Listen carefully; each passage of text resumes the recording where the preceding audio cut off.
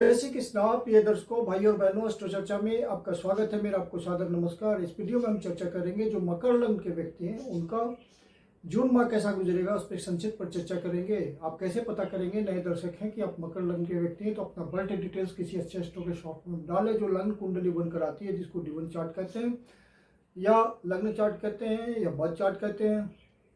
उसके यदि प्रथम भाव में 10 नंबर लिखा हुआ हो तो आप मकर लग्न के व्यक्ति अर्थात कैप्रिकॉर्न असेंडेंट हैं। ये प्रथम भाव, इसमें 10 नंबर लिखा हुआ है अर्थात ये मकर लग्न की कुंडली को इंडिकेट करता है। जो 1 जून को गोचरीय परिस्थितियां वो आपकी कुंडली में दिखाया हुआ है। जो महत्वपूर्ण गोचरीय परिवर्तन है उसको यहाँ डिस्प्ले किया हुआ है। आपके लग्नेश अर्थात लग्न के स्वामी हुए शनिदेव। और आपको बता दो कि लग्न कुंडली के हिसाब से ये गोचर है, चंद्र कुंडली के हिसाब से नहीं। लग्न कुंडली से भाव का रिजल्ट आता है, इसलिए हम लग्न कुंडली के हिसाब से गोचर देखते हैं और आपको बताते हैं। और भाव का रिजल्ट खराब होगा या अच्छा होगा ये चंद्र कुंडली से देखा जाता है। साथ में आप कंफर्म करें D9 में कि यह घटना हो रही है कि नहीं हो रही है, क्योंकि वहाँ पे नक्षत्र का पद होता है, नक्षत्र से संबंधित बातें होती है, तो वो कंफर्मेशन देता है। तो आप इन तीनों का प्रयोग करेंगे तब घटना का सटीक निर्णय होगा। तो शनिदेव तृतीय भाव पे हैं, आपके लग्न के स्वामी हैं। तो शनिदेव का तृतीय भाव पे गोचर करना आपके लिए बहुत अच्छा है, क्योंकि तृतीय भाव पे जब मैलेफिक ग्रह गोचर करते हैं तो उनका अच्छा रिजल्ट आता है। लेकिन शनिदेव चूंकि स्लो प्लैनेट है, धीरे धीरे मूव करते हैं, तो उनका रिजल्ट देर से देखने को मिलेगा।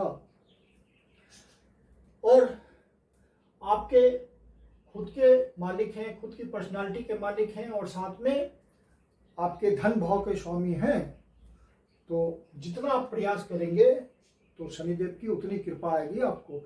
शनिदेव मीन राशि में गोचर कर रहे हैं, तो इसके लिए कॉमन उपाय यह होता है कि गौ माता की आप रेगुलर सेवा कीजिए, तो शनिदेव की कृपा आएगी। और चूंकि आपके लग्न के स्वामी हैं तो आपकी पर्सनालिटी को डिसाइड शनि महाराज जी करेंगे।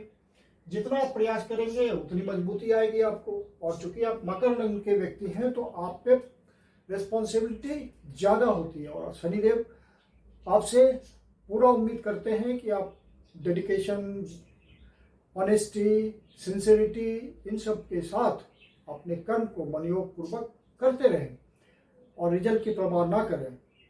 ऐसा एक्सपेक्टेशन होता है शनिदेव का आपसे। और धन भाव के स्वामी हैं, तो जो आप प्रयास करेंगे उससे धन की प्राप्ति होगी। राहुदेव यहाँ गोचर कर रहे हैं, तो आपको सारे डिसीजंस द्वितीय भाव से संबंधित सोच समझ के लेने होंगे, क्योंकि राहुदेव आपके संचित धन का खात्मा भी करवा सकते हैं, खर्च भी करवा सकते हैं, फिजूल खर्ची में बर्बाद करवा सकते हैं। तो इस बात का ध्यान रखिएगा। हालांकि राहु देव यहाँ गोचर कर रहे हैं तो आपको बहुत धन भी कमा सकते हैं, क्योंकि राहु देव के लिए धन कमाना कोई बड़ी बात नहीं है, बहुत छोटी बात है। और अपनी राशि में, स्वराशि में गोचर कर रहे हैं, इच्छा पूर्ति वाली राशि में गोचर कर रहे हैं। कुंभ राशि उनकी अपनी राशि होती है राहु की। और सिमल्टेनियसली केतु देव अष्टम भाव पे गोचर कर रहे हैं और सूर्य देव की राशि में गोचर कर रहे हैं। तो सूर्य देव के हिसाब से इनका रिजल्ट आएगा। अष्टम भाव पे हैं तो आप एक्सीडेंट, चोट चपाट, इन सब बातों से बचिएगा, ध्यान रखिएगा इन सब बात को कि कहीं कोई इंजरी ना हो जाए, कहीं कोई एक्सीडेंट ना हो जाए। ड्राइविंग संभाल के चलना है। और मंगल देव भी आ जाएंगे 7 जून को अष्टम भाव पे, जो कि आपके शुभ भाव के स्वामी हैं। तो आपको ड्राइविंग का तो बिल्कुल ध्यान रख के चलना पड़ेगा, चोट वगैरह से बचना पड़ेगा। और स्वास्थ्य संबंधी परेशानियों का भी ध्यान रखिएगा कि वो बढ़ने ना पाए, क्योंकि केतुदेव 8वें भाव पे जब गोचर करते हैं तो स्वास्थ्य संबंधी परेशानी भी देते हैं, पाइल्स की समस्या देते हैं। और शुक्रदेव आपके शुभ भाव पे गोचर कर रहे हैं, तो शुभ ग्रह का शुभ भाव पे गोचर करना आपके लिए अच्छा है। डोमेस्टिक एनवायरनमेंट में खुशियों का माहौल रहेगा। आप अपनी न्यूक्लियर फैमिली में पत्नी के साथ, बच्चों के साथ एकदम अमिकेबल माहौल में रहेंगे, एक दूसरे से कॉर्डियल रिलेशन रहेगा। इस तरह का शुक्रदेव यहाँ रिजल्ट देंगे, क्योंकि ये आपके पंचम भाव के स्वामी हैं और दसम भाव के स्वामी हैं, त्रिकोण के स्वामी हैं, कोण और केंद्र के स्वामी हैं। तो ये विशेष योग कारक ग्रह हुए, आपके लिए विशेष फल देने वाले हुए। तो शुक्रदेव का आपको बढ़िया फल मिलेगा। यदि आप पहले से प्रयास कर रहे हैं कि कोई वाहन खरीदें तो शुक्रदेव इस बात में आपको मदद करेंगे। और जो बेसिक एजुकेशन का ये भाव होता है तो वहां पे कोई दिक्कत नहीं आएगी। शुक्रदेव 29 तारीख को पंचम भाव पे आ जाएंगे तो बहुत अच्छी स्थिति हो जाएगी शुक्रदेव की। आपको कर्म क्षेत्र में मजबूती मिलेगी, जिस भी प्रोफेशन से आप जुड़े हुए हैं वहां से आपको लाभ मिलेगा। और साथ में पंचम भाव के खुद ही स्वामी पंचम भाव में बैठा हुए हैं, तो ये लक्ष्मी स्थान होता है। तो यहाँ से आपको नए अवसरों की प्राप्ति होगी यदि आप इस भाव से जुड़े हुए प्रोफेशन से हैं। ये भाव पेंटिंग का होता है, म्यूजिक का होता है, डांस का होता है, आर्टिजनशिप का होता है, थिएटरशिप का होता है, फैशन टेक्नोलॉजी में किसी स्किल से होता है। तो किसी प्रकार का स्किल हो तो उसका संबंध इस भाव से होता है। फन एंड एंटरटेनमेंट से होता है, फिल्म इंडस्ट्री से होता है, स्पोर्ट्स से होता है। तो उन सब जो भी प्रोफेशन से आप जुड़े हुए हैं वहाँ नए अवसरों की प्राप्ति होगी। शुक्रदेव का गोचर फिर यहाँ बहुत अच्छा हो जाएगा क्योंकि आपके लिए योग कारक है और स्वराशि में गोचर करेंगे। फिर सूर्यदेव आपके अष्टमेश हैं, तो सूर्यदेव जब तक यहाँ है तब तक दिक्कत है। बुधदेव षष्ठेश हैं, यहाँ है जब तक है दिक्कत है। तो यदि आप लव अफेयर में हैं तो ध्यान रखिएगा किसी तरह का वाद विवाद ना हो, नहीं तो रिश्ता ही टूट जाएगा। क्योंकि अष्टमेश भी यहीं गोचर कर रहे हैं और षष्ठेश भी यहीं गोचर कर रहे हैं, तो वहां पे दिक्कत आएगी। यदि आप स्पेकुलेशन से जुड़े हुए, शेयर मार्केट के धंधे से जुड़े हुए, वेट लगाते हैं, हॉर्स ट्रेडिंग करते हैं, ये सब बातें से जुड़ा हुआ आपका प्रोफेशन है, तो वह हर डिसीजन को सोच समझ के लीजिएगा, बहुत केयरफुल्ली, नहीं तो संघर्ष की स्थिति बनेगी। अपने आप से आपके डिसीजन सारे गलत होते जाएंगे, इस बात का ध्यान रखिएगा।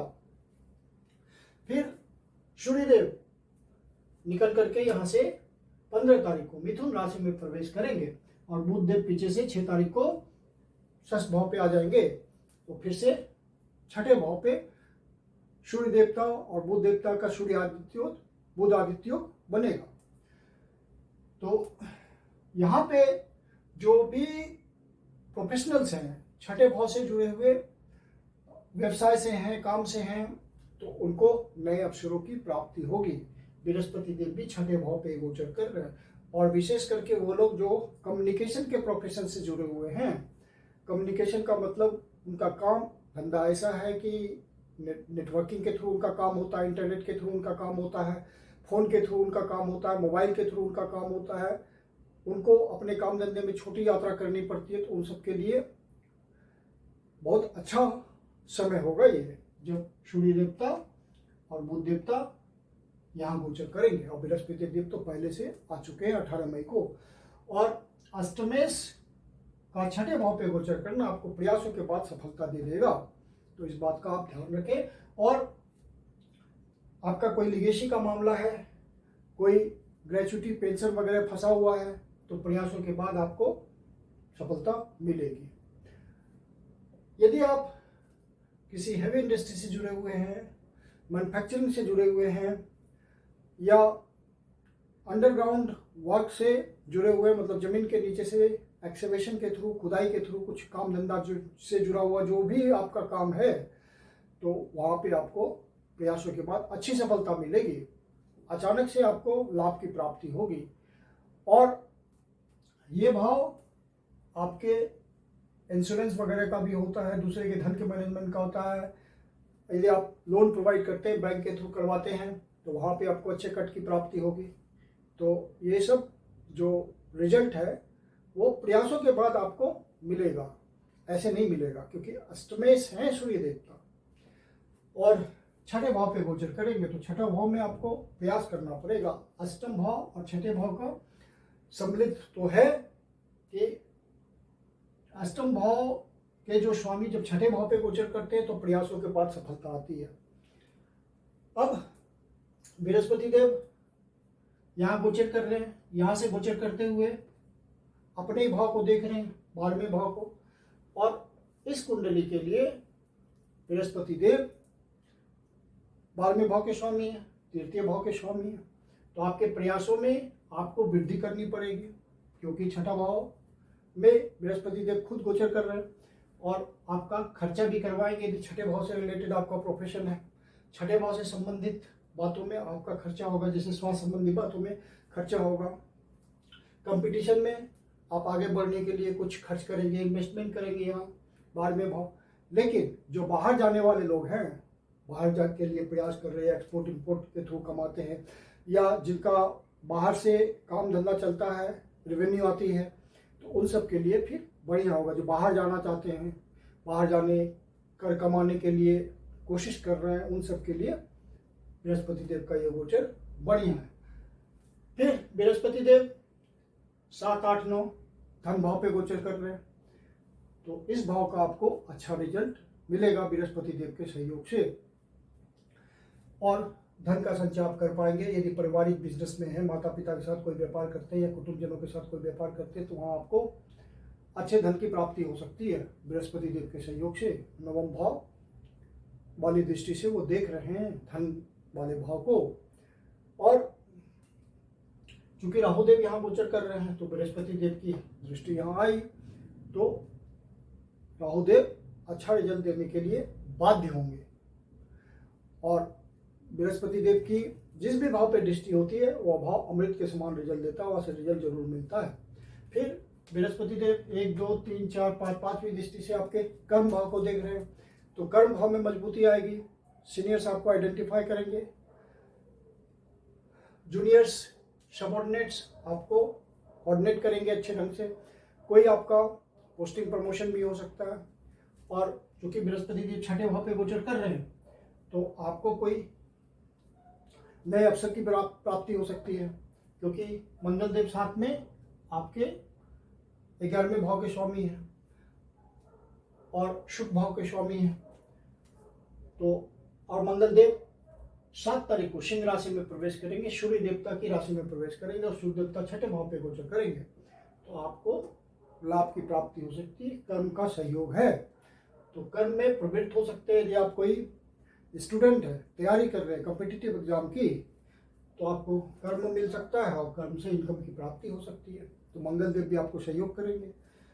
मंगल देव पहले 6 दिन 7वें भाव पे गोचर कर रहे हैं, पद प्राप्ति, सामाजिक प्रतिष्ठा के भाव पे गोचर कर रहे हैं, और आपके शुभ भाव के स्वामी हैं, लाभ भाव के स्वामी हैं, तो कुछ आपको सामाजिक हैसियत भी बना सकते हैं।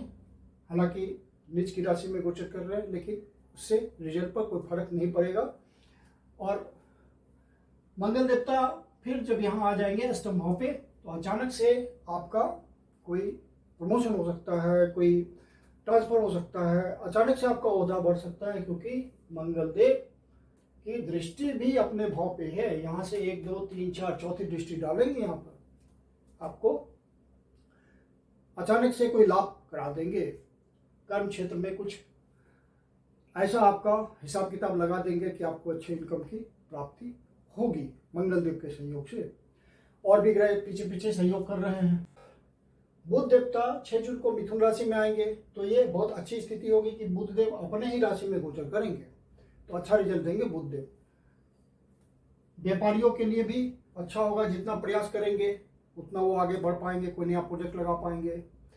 जो वाद विवाद के विषयों से जुड़े हुए प्रोफेशन में हैं, क्योंकि 6ठा भाव वाद विवाद का होता है, तो उनको नए अवसरों की प्राप्ति होगी। वकील है तो फायदा हो जाएगा, डॉक्टर है तो फायदा हो जाएगा, इस तरह से रिजल्ट आएगा। तो कुल मिलाकर के आपका ये महीना बढ़िया गुजरता हुआ दिख रहा है। अब चंद्र देवता जब 6ठे भाव पे आएंगे, 8वें भाव पे आएंगे, 10वें भाव पे आएंगे, तब आपको ध्यान रखना है। तो चंद्र देवता 6ठे भाव पे आएंगे आपके मिथुन राशि में 25, 26 और 27 तारीख को। तो इन दिनों आप ध्यान रखिएगा, कोई अनावश्यक वाद विवाद में ना उलझें, कोर्ट कचहरी का मामला हो तो उससे बचें, वो डेट से बचें। और साथ में यदि सीनियर सिटीजन है तो अपने स्वास्थ्य का विशेष ध्यान रखें। मेडिकेशन, योगा, एक्सरसाइज, इन सब बातों के थ्रू अपने आप को फिट रखें। स्वास्थ्य का विशेष ध्यान रखना है आपको। और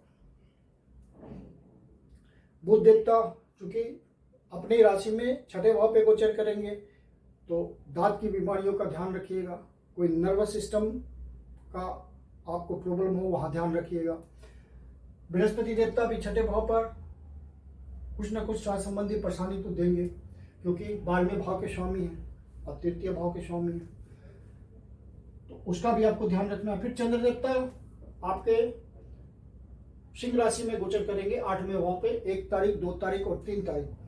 तो इन दिनों आप कोई नेगेटिव न्यूज़ मिले, कोई मन खराब करने वाला न्यूज़ मिले, मन उदास हो, किसी तरह का आपको नेगेटिव डिप्रेशन टाइप का महसूस हो, तो आप शिव जी के मंदिर में जाएं, शिवलिंग पे दूध या जल से अभिषेक करें, ओम नमः शिवाय का पाठ करें, जाप करें, तो आपको शिव जी पीड़ा हर लेंगे। या विष्णु सहस्त्र नाम का पाठ करें। और 12वें भाव पे चंद्र देवता गोचर कर रहे हैं धनु राशि में 11, 12 और 13 तारीख को। तो इन दिनों आपका खर्चा बढ़ा हुआ हो सकता है। आप अपने खर्चे पर नियंत्रण रखिएगा। आध्यात्मिक उन्नति के लिए भी बढ़िया समय होगा ये 3 दिन। और आपकी कोई विदेश यात्रा हो सकती है, या घर के देश के भीतर ही सुदूर प्रदेशों में कोई यात्रा हो सकती है, ऑफिशियल पर्पज से या पर्सनल एंजॉयमेंट के लिए, फैमिली एंजॉयमेंट के लिए। तो अपने बजट का ध्यान रखिएगा। मैं कुंदन शर्मा आप लोग का हार्दिक स्वागत करता हूं। यदि आपको वीडियो अच्छा लगा तो वीडियो को लाइक करें, चैनल को सब्सक्राइब करें ताकि नोटिफिकेशन आपको मिलता रहे रेगुलर, और शेयर भी करें साथ में। यदि आपके जीवन की कोई समस्या, पर्सनल कंसल्टेशन लेना चाहते हैं तो आप इसके लिए बुकिंग कर सकते हैं। बुकिंग के लिए व्हाट्सएप नंबर है 9891644517। मेरी अपनी कंसल्टेशन शुल्क होती है। धन्यवाद।